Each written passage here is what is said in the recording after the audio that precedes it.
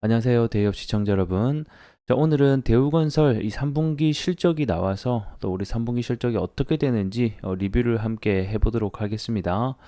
현재 실적이 좀 안 좋을 것으로 보여지는데 이번에 또 어떤 이유 때문에 과연 실적이 안 좋게 나왔을지, 그리고 우리 주주분들이 궁금해하는 언제쯤 턴어라운드 가능한지, 회복세가 되는 시점은 언제인지도 오늘 영상을 통해서 전반적으로 확인해 보시죠.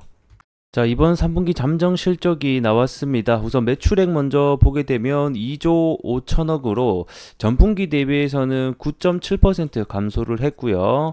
전년 동기 실적 대비해서는 14%, 거의 15% 가까이 떨어진 기록을 보여주고 있습니다. 영업이익은 매출액보다 더 암울한 상황입니다. 623억으로 전분기 대비해서는 40% 정도 떨어졌고, 전년 동기 대비해서는 7%나 떨어지는, 결국에는 안 좋은 모습을 보여주고 있다.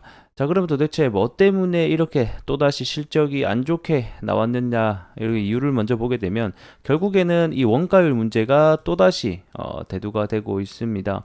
특히 이번 같은 경우에는 또다시 일회성 비용이 추가됐다라고 보시면 될 것 같은데, 첫 번째는 이제 싱가포르가 이제 국내 토목 프로젝트에서 원자재 가격 상승에 따른 추가 원가가 반영이 됐습니다. 그 금액이 한 550억 정도가 추가 비용이 투입이 됐고, 또 두 번째는 주택가 건축 현장 시공에 재시공 관련해서 추가 비용이 270억이 또다시 반영이 되면서 이번 그 원가율이 한 94%가 나왔습니다. 전분기가 92%가 나왔으니까 2%더 는 모습을 확인해 줄 수 있었고, 그로 인해서 결국 실적이 악화되는 모습을 또다시 확인을 했다.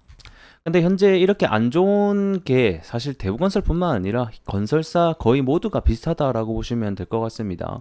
그래서 현재 뉴스도 보게 되면 원가율 쇼크에 이 건설사의 수익성이 현재 계속해서 직격탄을 맞고 있다라고 보시면 될 것 같고, 또 이런 뉴스도 있죠. 뭐 현재 남는 게 없다. 결국에는 원가율 상승에도 이번 3분기도 실적이 암울하다는 뉴스가 심심치 않게 들려오고 있습니다.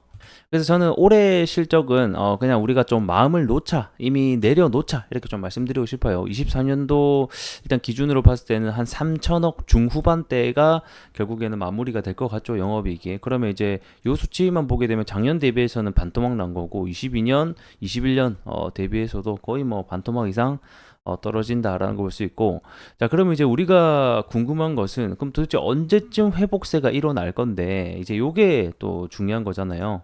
결국에는 회복세가 일어난다라는 것은 마진이 개선이 돼야 되는 문제가 남아 있습니다. 자, 그러면 마진이 가장 좋지 않았던 현장이 21년도 현장이거든요. 요때 21년도 때부터 본격적으로 이 건설 공사비 지수가 오르기 시작합니다. 이때는 다들 아시다시피 코로나가 겹치기도 했고요. 그리고 러시아, 우크라이나 전쟁이 함께 겹치기도 했던 해였습니다.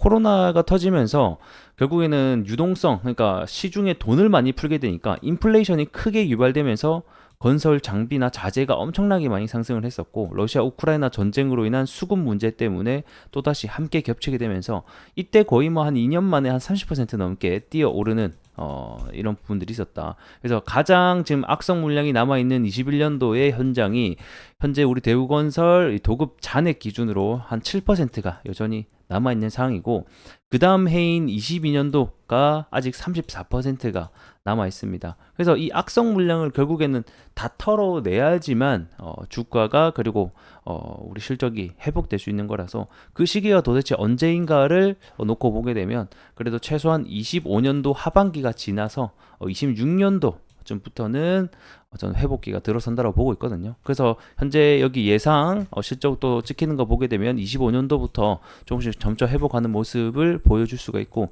26년도 들어서는 다시 평균적으로 6천억대, 7천억대를 회복을 한다라고 보시면 될 것 같습니다.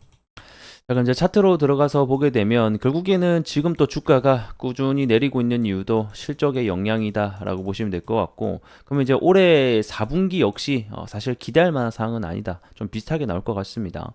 그렇기 때문에 올해까지는 그냥 우리가 마음을 놓고 좀 지켜보는 자세가 필요하다라고 말씀드리고 싶을 것 같고, 25년도 하반기부터 본격적으로 실적 개선세가 일어날 것으로 전망이 되기 때문에 제가 봤을 때는 25년도 좀 여름이 지나는 시점부터 주가가 더 이상 하락을 하지 않고 좀 멈추고 횡보를 하다가 25년도 하반기 지나는 시점부터 좀 턴어라운드 하는가, 이런 좀 실적 개선세가 일어나는지를 우리가 좀 체크해 보자라고 보시면 될 것 같습니다. 그럼 이제 향후 한 1년 정도, 1년까지는 아니고 한 6, 7개월 최소 요 정도까지는 계속된 횡보와 조정세가 나타날 수 있겠구나, 이렇게 좀 알고 계시면 마음을 좀 편안히 먹으실 수가 있을 것 같습니다.